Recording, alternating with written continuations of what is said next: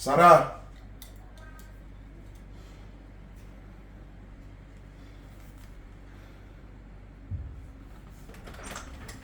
Ta soeur, elle est sous la prison du Saint-Esprit.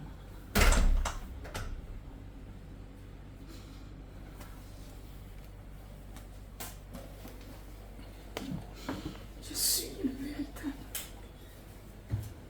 Je suis le lion de la tribu de Juda.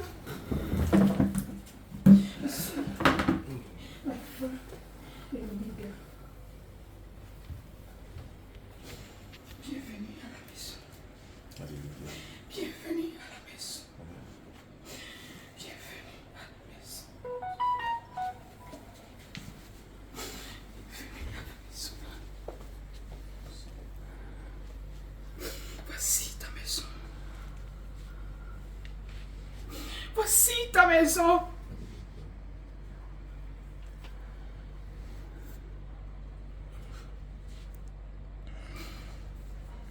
Bienvenue à la maison.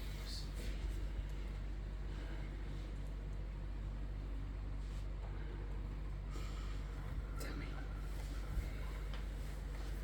Mets ton genou, pas devant elle, mais devant la présence du Saint-Esprit. Tu sais que je t'aime.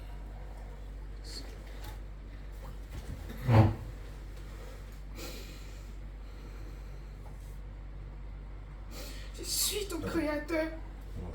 Je suis ton créateur. Je suis celui-là qui t'a créé. Voici ta maison. Enlève le sac là. Voici ta famille.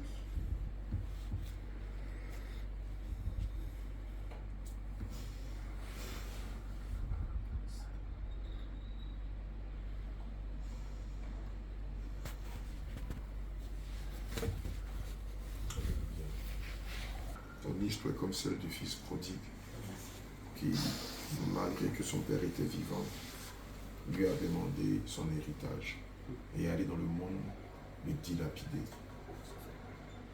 Et tu vois, lorsqu'il a fini de dilapider les biens de son père, il a voulu avoir du travail. Et il s'avérait que l'emploi qu'il avait eu consistait à nettoyer la porcherie. Et dormant dans cette porcherie, il va réaliser que même les serviteurs de son père étaient mieux nantis que lui.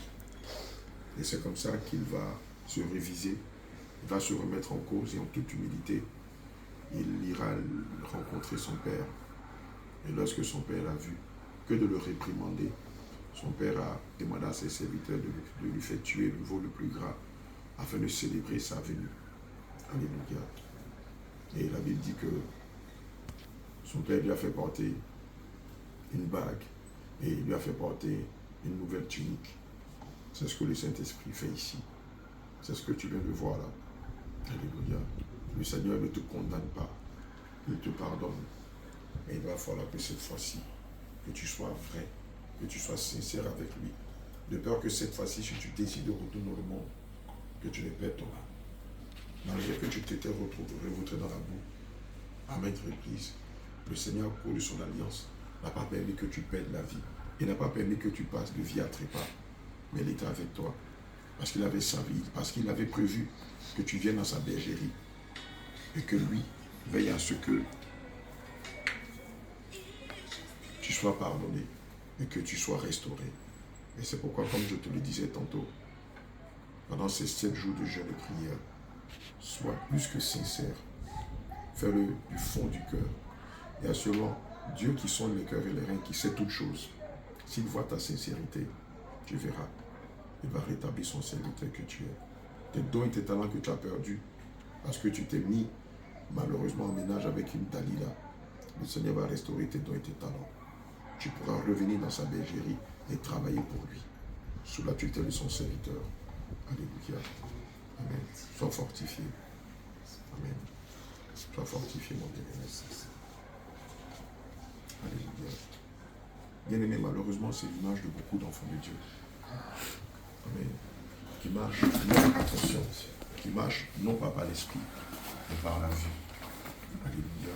Amen. Et qui malheureusement, marchant par la vue, se sont laissés avoir à l'esprit de Dalila. Et on franchit le Rubicon en allant jusqu'à se lier à les filles de Dalila. Bien aimé, c'est le cas de notre bien-aimé ici présent.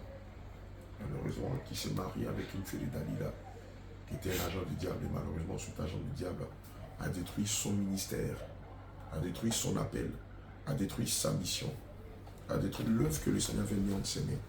Alléluia.